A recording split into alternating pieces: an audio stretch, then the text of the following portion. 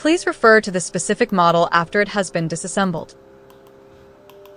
If the car key is out of power, you can change it yourself, saving money and time. Prepare a set of small sticks and a small screwdriver for replacement.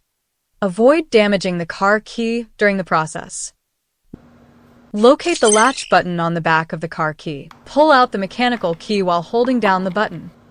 Insert the small stick into the mechanical keyhole. Gently pry open the back cover. Insert the small stick into the mechanical keyhole. Gently pry open the back cover. Insert the small stick into the mechanical keyhole.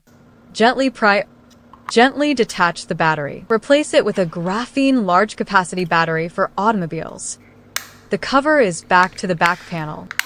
Insert the mechanical key back in. In this way, the key was resurrected with full blood.